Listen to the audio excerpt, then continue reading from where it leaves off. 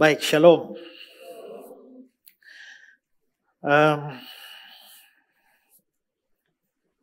Biasanya orang menikah, khotbah-khotbahnya ya paling-paling seorang laki-laki meninggalkan ayah dan ibunya, bersatu dengan istrinya dan keduanya menjadi satu daging. Ya, hendaklah suami mengasihi istri, istri tunduk kepada suami. Dan saya tidak tahu berapa banyak sudah mengkhotbahkan hal seperti itu. Ya. Dan saya mempersiapkan khotbah pernikahan yang agak lain buat Charles dan Nina. Khotbah ini baru selesai jam 3 pagi tadi. Ya, special for you. Ya. Nah, saudara-saudara, saya hari ini mau berkhotbah dengan tema nama Tuhan dan pernikahan Kristen.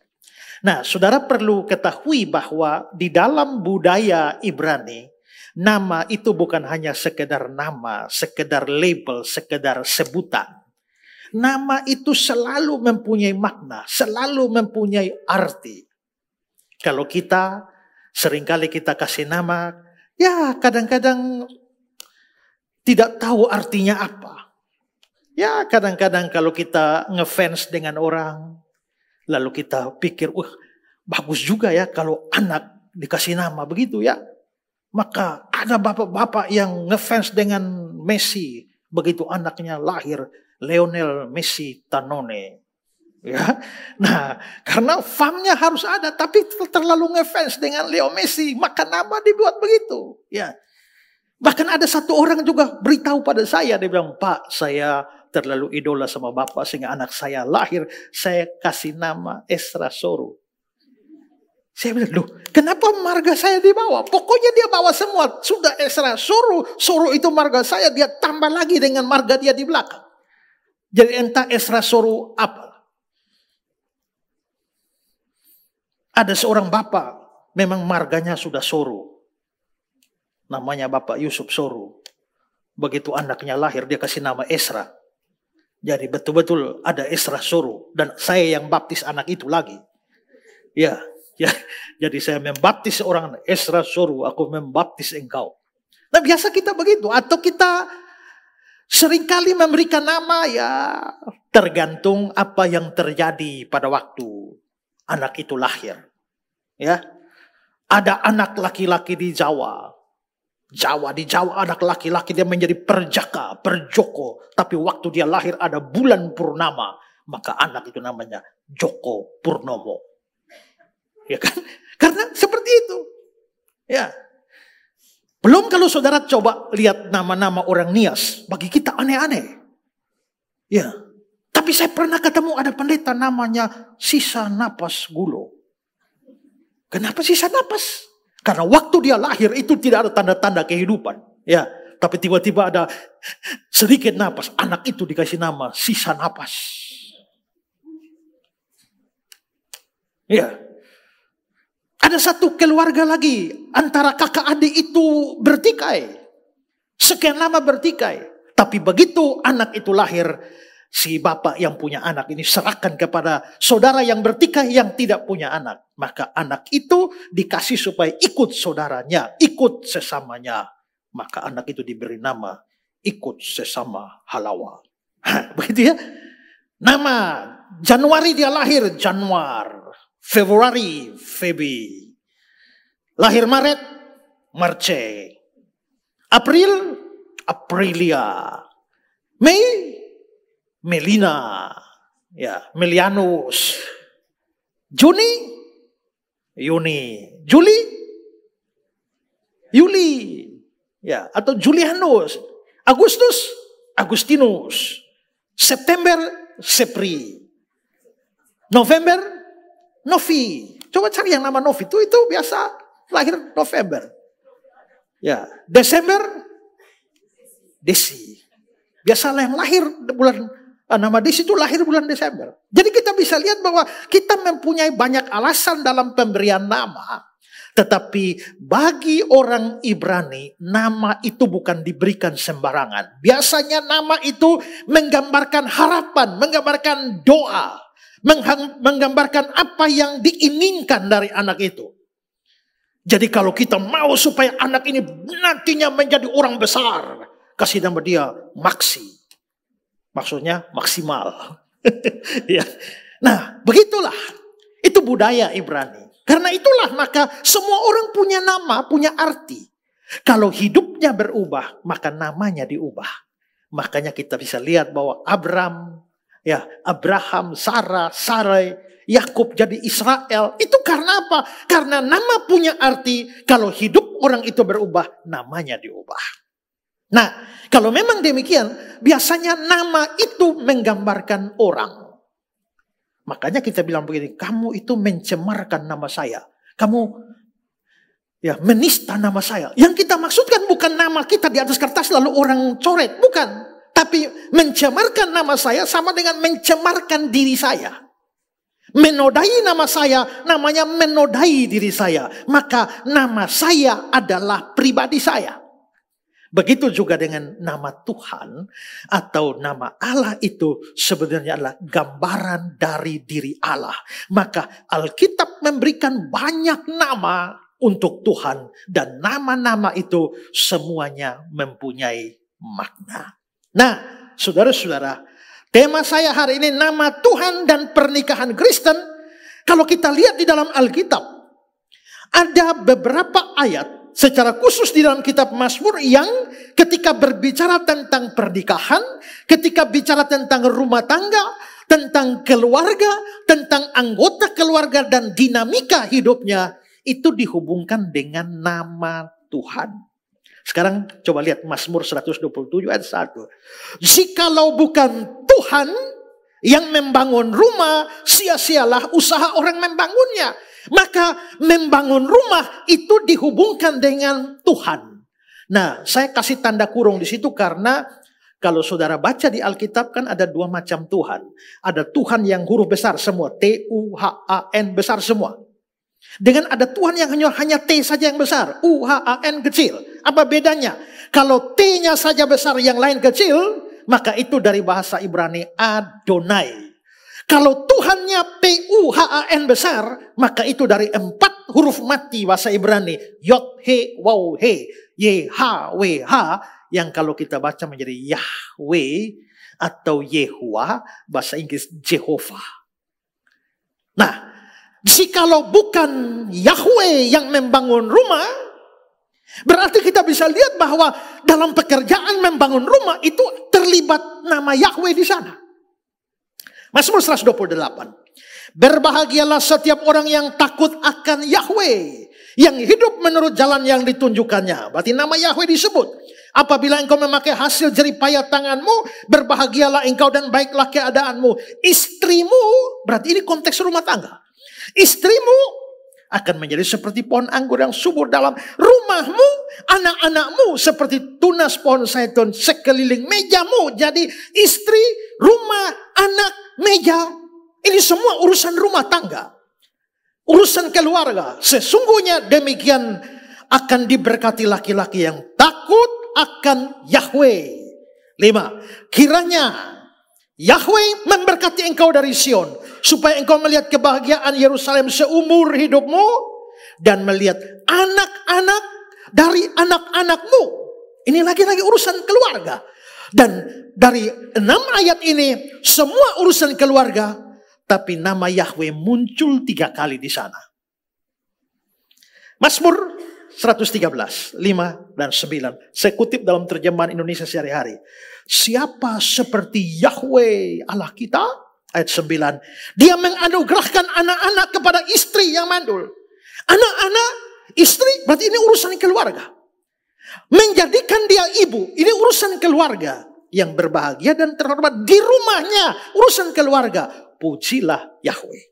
Kalau begitu kita bisa lihat nama Yahweh, YHWH, itu dihubungkan dengan persoalan rumah tangga, persoalan pernikahan, persoalan kehidupan berkeluarga, istri, anak, rumah, meja, makan, minum, semuanya dihubungkan dengan nama Yahweh. Nah, saudara-saudara, nama Yahweh ini mempunyai makna yang sangat-sangat dalam. Dan apa arti nama Yahweh? Seperti saya bilang tadi bahwa semua punya arti. Nah, nama Yahweh itu punya arti. Dan arti dari Yahweh itu adalah Allah atau Tuhan itu tidak berubah. Bukan tidak berubah di dalam hakikat dirinya. Kalau hakikat dirinya maksudnya begini, Tuhan tidak bisa berubah menjadi bukan Tuhan. Itu tidak berubah di dalam hakikatnya. Tuhan itu baik, dia tidak bisa berubah menjadi tidak baik. Tuhan itu setia, dia tidak bisa berubah menjadi tidak setia. Tuhan itu adil, dia tidak bisa berubah menjadi tidak adil. Nah, itu namanya tidak berubah di dalam hakikat. Tapi bukan itu yang dimaksudkan dalam nama Yahweh. Nama Yahweh itu artinya tidak berubah di dalam hubungan dengan umatnya. Jadi begini, kalau sekali Tuhan mencintai kamu, dia tidak berubah. Dia tetap mencintai kamu. Aku mengasihi kamu dengan kasih yang kekal. Sekali Tuhan mengangkat engkau sebagai anaknya, maka dia terus akan menganggap engkau anak. Dia tidak pernah pecat kamu jadi anaknya. Sekali Tuhan mengangkat kamu menjadi umatnya, dia akan terus menjadikan kamu umatnya. Artinya Tuhan tidak berubah. Kalau manusia kan berubah ya. Hari ini jadi kawan, besok jadi musuh. Hari ini partner hebat, besok saingan hebat. Ya, hari ini saling mencintai, besok saling membenci. Kita sering kali berubah di dalam relasi kita dengan orang lain. Tapi Yahweh, nama Yahweh itu artinya Tuhan tidak berubah di dalam relasinya dengan umatnya. Dan menariknya, Tuhan yang tidak berubah ini yang namanya dihubungkan dengan masalah keluarga, masalah rumah tangga, masalah pernikahan, masalah suami, masalah istri, masalah anak-anak, masalah rumah, masalah makan minum di dalam rumah tangga, dan lain sebagainya. Nah, saudara-saudara, perlu diketahui bahwa nama Yahweh, Tuhan tidak berubah, tapi nama Yahweh ini punya banyak variasi, punya banyak modifikasi. Ya, mungkin sekitar 10 atau bahkan lebih modifikasi nama Yahweh. Nah, dalam hubungan dengan pernikahan ini, saya mau mengungkapkan 3 modifikasi nama Yahweh. Yang pertama namanya Yahweh Jireh. Nah, Yahweh Jireh itu adalah salah satu modifikasi nama Yahweh. Yahweh itu Tuhan yang tidak berubah. Tapi Jireh itu apa? Nah, Jireh ini itu berasal dari kata Ibrani ra'ah yang artinya melihat atau memperhatikan. Dan dalam konteks ini Tuhan melihat sesuatu, ada sesuatu yang kurang di sana dan dia menambahkannya atau mencukupkannya, sehingga Yahweh Jireh itu artinya Tuhan menyediakan. Nah, nama Yahweh Jireh ini pertama kali muncul itu di dalam Kejadian pasal 22 ketika Abraham mau mempersembahkan Ishak. Lihat Kejadian 22. Mulai ayat 12. Lalu dia berfirman, ini kan Ishak sudah ditaruh di atas mezbah, mau dikorbankan. Begitu Abraham mau bunuh Ishak, lalu Tuhan berfirman, jangan bunuh anak itu. Jangan kau apa-apakan dia. Sebab telah kuketahui sekarang bahwa engkau takut akan Allah. Engkau tidak segan-segan menyerahkan anakmu yang tunggal kepadaku. Lalu Abraham menoleh dan melihat seekor domba jantan di belakangnya yang tanduknya tersangkut dengan belukar. Abraham mengambil domba itu lalu mengorbankannya sebagai korban bakaran pengganti anaknya. Dan Abraham menamai tempat itu Yahweh Jireh. Sebab itu sampai sekarang dikatakan orang di atas gunung Tuhan akan disediakan. Yahweh Jireh artinya Tuhan menyediakan. Nama ini artinya dalam konteks itu adalah bahwa Tuhan menyediakan domba untuk menghindarkan Ishak dari pembunuhan atau pengorbanan yang dilakukan ayahnya. Tuhan menggantikan Ishak dengan seekor domba. Tuhan menyediakan domba. Jadi secara teologis nama Yahweh Jireh itu berarti Tuhan itu Bukan seperti saya bilang tadi, dari kata ra'ah yang artinya Tuhan melihat. Tuhan memperhatikan, dia melihat kita, dia memperhatikan kita sehingga dia tahu apa yang menjadi kebutuhan kita.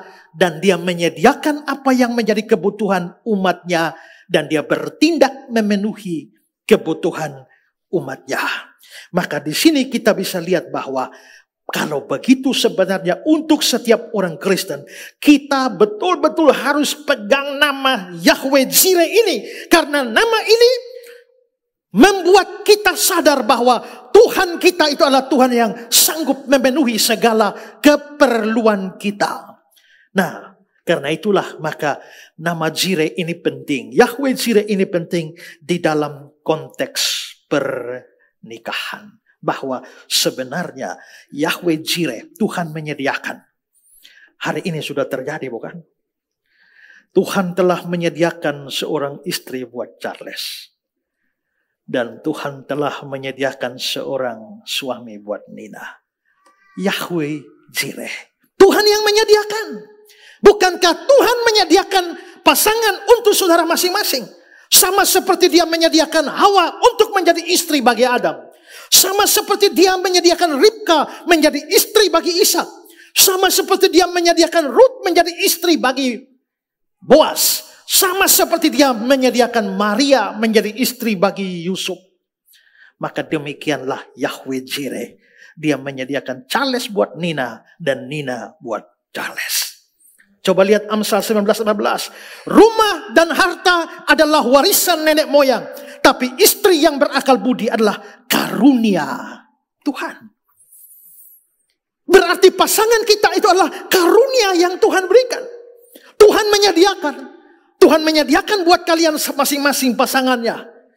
Tapi bahkan Tuhan juga menyediakan waktu ini di mana kalian berdua akan diberkati. Ada banyak kisah di mana orang sudah siap segala macam. Pas hari H tidak jadi. Tapi kalau sampai hari ini jadi, itu karena Yahweh Jireh. Tuhan menyediakan. Selanjutnya, kalian berdua akan masuk dalam hidup rumah tangga. Dan makin hari kebutuhan kalian akan banyak. Baik kebutuhan secara jasmani, secara rohani, secara finansial dan lain sebagainya. Kalian butuh makan, butuh minum dalam kehidupan rumah tanggamu. Kalau sekian lama mungkin bergantung pada papa mama, keluarga. Tapi sejak kalian menikah, itu adalah tanggung jawab kalian pribadi. Belum lagi kalau ada anak-anak dan seterusnya. Kebutuhan itu banyak. Tapi Yahweh Jireh ada. Dia menyediakan. Di Mazmur terkenal, Mazmur 23. Tuhan adalah gembalaku, takkan kekurangan aku. Dia membaringkan aku di padang berumput hijau. Dia membimbing aku ke air yang tenang. Dia menyegarkan jiwaku. Dia menuntun aku di jalan yang benar oleh karena namanya. Berarti Daud mengakui Tuhan sebagai gembala yang memimpin, melindungi, dan menyediakan segala kebutuhannya. Kebutuhan jasmani, rumput hijau, air yang tenang. Tapi kebutuhan yang bukan rohani, yaitu dia menyegarkan jiwaku. Maka Daud percaya Yahweh Jireh. Di dalam perjanjian baru, prinsip Yahweh Jireh diterapkan Paulus. Ketika dia meyakinkan jemaat di Filipi bahwa Allah akan memenuhi kebutuhan mereka. Filipi 4 ayat 19. Allahku akan memenuhi segala keperluanmu menurut kekayaan dan kemuliaannya dalam Kristus Yesus. Ini menunjukkan kesinambungan karakter Allah sebagai penyedia di dalam perjanjian lama. Terus sampai ke perjanjian baru dan sampai pada hari ini. Karena Allah sudah menyediakan segala hal. Itulah sebabnya mulai dari hari ini dan seterusnya, kamu tidak perlu khawatir akan hidupmu. Akan apa yang engkau makan, akan apa yang engkau minum, akan apa yang engkau pakai. Dan serahkanlah segala khawatirmu kepadanya. Karena dia Yahweh Jireh. Allah, Tuhan yang menyediakan. Ingat ya, Yahweh Jireh. Yang kedua, modifikasi nama Yahweh yang kedua adalah Yahweh Shalom.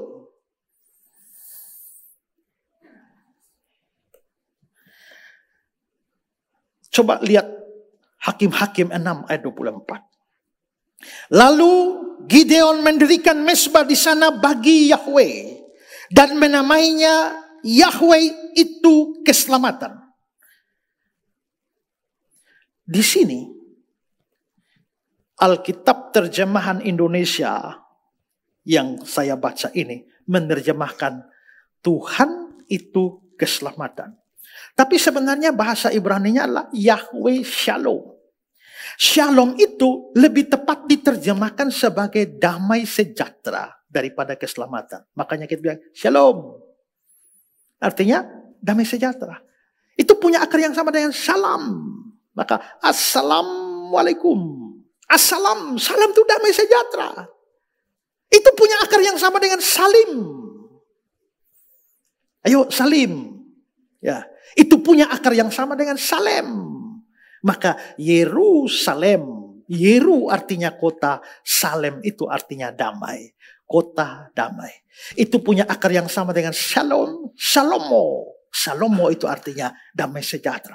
Karena itu dikatakan Yahweh Shalom artinya Tuhan damai sejahtera. Atau Tuhan sumber damai sejahtera. Saya kutip ayat tadi dalam terjemahan Indonesia sehari-hari. Di situ dikatakan Tuhan sumber sejahtera. Di dalam terjemahan TSI dia bilang Tuhan sumber kedamaian. Itulah Yahweh Shalom. Saudara, Yahweh Shalom di Hakim-Hakim 6 ayat 24 itu disebutkan oleh Gideon. Kita perlu tahu sedikit kondisi bagaimana saat Gideon mengucapkan ini. Gideon adalah salah seorang hakim yang Tuhan angkat. Pasca kematian Yosua, Israel masuk ke tanah Kanaan. Mereka sebelum ada raja-raja dipimpin oleh hakim-hakim. Dan Gideon salah satu hakimnya. Dan pada masa itu bangsa Israel sedang ada pada penindasan yang besar dari orang Midian dan sekutu-sekutunya. Dan orang Midian seringkali menyerang, merampok panennya bangsa Israel. Sehingga mereka terpaksa bersembunyi di gua-gua, di tempat-tempat yang tersembunyi, melindungi diri mereka dari serangan. Dan penindasan orang Midian mengakibatkan bangsa Israel hidup dalam kemiskinan dan kesulitan yang besar. Sementara itu orang Israel mengapa mengalami penindasan? Karena mereka berdosa kepada Tuhan dengan menyembah dewa-dewa asing. Pada saat semacam itulah Tuhan panggil Gideon untuk membawa pembebasan di dalam situasi yang kacau, situasi yang menderita seperti itu. Gideon dipanggil untuk dipakai oleh Tuhan melepaskan bangsa Israel. Tapi Gideon banyak alasan dan banyak kecewanya. Setelah diyakinkan oleh Tuhan, maka Gideon mendirikan sebuah mezbah. Lalu dia memberikan nama Yahweh Shalom. Tuhan damai sejahtera. Artinya apa? Tuhan damai sejahtera. Israel dalam keadaan kacau. Israel dalam keadaan kesulitan besar. Israel sedang menderita. Dalam kondisi semacam ini, Tuhan ditampilkan di sana sebagai Yahweh Shalom. Artinya adalah walaupun kalian menderita, walaupun kalian susah, walaupun dalam penindasan, tapi Tuhan hadir di sana memberikan shalom, memberikan damai sejahtera bagi kamu. Nah, artinya shalom Tuhan tak berarti tidak ada masalah. Ada masalah, tapi diberi kemampuan untuk mengatasinya dan tetap bisa memiliki damai di atas. Makanya Tuhan Yesus bilang, damai sejahtera yang kuberikan tidak seperti yang diberikan oleh dunia ini. Aman dan sejahtera walau di tengah badai. Bagaimana bisa di tengah badai tetap aman dan sejahtera? Karena Yahweh Shalom ada di sana. Dan Yahweh Shalom ini selalu dihadirkan di dalam keluarga atau rumah tangga. Makanya niscaya kalau itu dihadirkan, maka damai sejahtera, kebahagiaan menjadi bagian saudara. Sekarang coba lihat Mazmur 128. Berbahagialah setiap orang yang takut akan Yahweh, yang hidup menurut jalan yang ditunjukkannya. Berbahagialah engkau dan baiklah keadaanmu. Muncul Yahweh di sana, ayat 5. Engkau melihat kebahagiaan seumur hidupmu. Ayat 6. damai sejahtera, shalom atas Israel. Kalau begitu kita bisa melihat bahwa memang Yahweh itu dihadirkan di dalam rumah tangga sebagai sumber damai sejahtera. Dan di dalam perjanjian baru kita bertemu dengan Yesus Kristus, Yahweh Shalom, sebagai sumber damai sejahtera. Konteks dalam perjanjian baru begini, bahwa orang Yahudi itu selalu tidak akur dengan orang non-Yahudi. Nah, orang Yahudi tidak akur dengan orang non-Yahudi, ada semacam gap, ada semacam pertentangan Yahudi dan non-Yahudi. Tapi di antara non-Yahudi dan non-Yahudi, Tuhan kerjakan damai sejahtera. Dua yang bermusuhan itu menjadi damai. Efesus 2 ayat 14. Karena dialah damai sejahtera kita yang mempersatukan kedua pihak. Kalau dia sumber damai sejahtera bagi orang non-Yahudi dan Yahudi yang berseteru. Yahudi berseteru dengan non-Yahudi. Tapi Tuhan kasih damai sejahtera. Charles dan Nina bermusuhan atau tidak? Tidak. Saling mencintai. Kalau di antara musuh saja Tuhan bisa kasih damai. Apalagi di antara dua orang yang saling mencintai. Karena itu pegang teguh Yahweh Shalom. Tadi apa? Yahweh Jireh. Tuhan menyediakan. Yang kedua Yahweh Shalom. Tuhan sumber damai sejahtera. Sekarang yang ketiga. Yang ketiga Yahweh Rafa. Coba lihat Keluaran 15 ayat yang ke-26. Firman-Nya, jika kamu sungguh-sungguh mendengar suara Tuhan Allahmu dan melakukan apa yang benar di matanya dan memasang telingamu kepada perintah-perintahnya dan tetap mengikuti segala ketetapannya, maka aku tidak akan menimpakan kepadamu penyakit manapun yang telah kutimpakan kepada orang Mesir. Sebab Tuhanlah yang menyembuhkan engkau. Tuhan yang menyembuhkan, bahasa Ibrani-nya Yahweh Rafa. Kalau begitu, Yahweh Rafa artinya Tuhan menyembuhkan. Dan ini diberikan kepada orang Israel. Di mana? Ini di Keluaran, artinya orang Israel sedang berada di pengembaraan padang gurun selama 40 tahun. Dan saudara bayangkan, mengembara di padang gurun 40 tahun itu mengerikan sebenarnya. Ya, kalau saudara berjalan sekarang, saya pernah dari perjalanan Mesir, Israel, Mesir, dan saya lihat, saudara lihat sepanjang mata saudara melihat, tidak ada satu rumput pun. Di padang gurun tidak ada pasir toh. Mau makan bagaimana? Minum bagaimana? Pantas orang Israel mengeluh. Lebih baik pulang ke Mesir karena Mesir bisa makan enak. Apakah Tuhan Musa bawa kita untuk mati di sini? Maka kondisi padang gurun itu begitu rumit. Kira-kira Musa memimpin orang Yahudi keluar berapa banyak? Para ahli memperkirakan kira-kira 2 juta. Urus 2 juta orang di padang gurun ini. Waktu saya ke sana, saya tanya tour guide-nya, waktu mereka mandi bagaimana?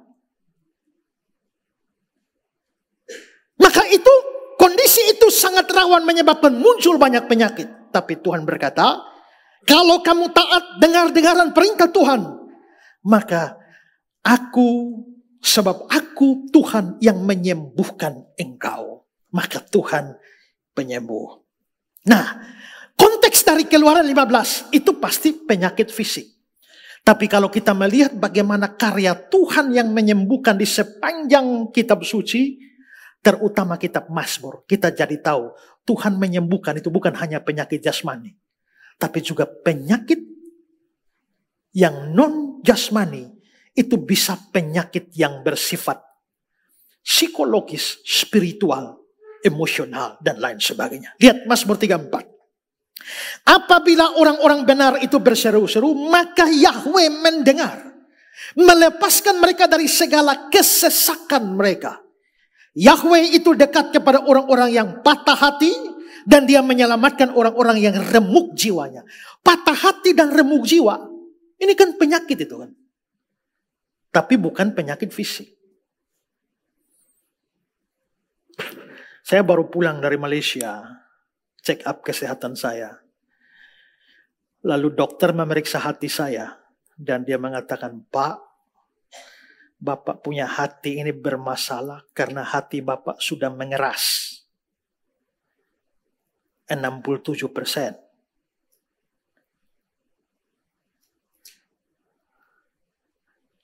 Waktu saya dengar, hati saya mengeras. Saya ini keras hati nih, ya. Tuhan, lembutkanlah hatiku. Tapi yang maksud dokter itu adalah hati fisik. Kalau begitu kita bisa, saya sakit hati. Sakit hati itu bisa karena hati fisik kena lever. Tapi ada sakit hati yang bukan fisik. Dia dendam dan benci. Patah hati, broken heart. Remuk jiwanya remuk. Ini berarti sakit. Tapi sakitnya bukan fisik. Tapi dikatakan di sana, Tuhan melepaskan mereka dari segala kesesakan. Tuhan dekat dengan yang patah hati. Inilah Yahweh Jireh. Dia menyembuhkan yang sakit.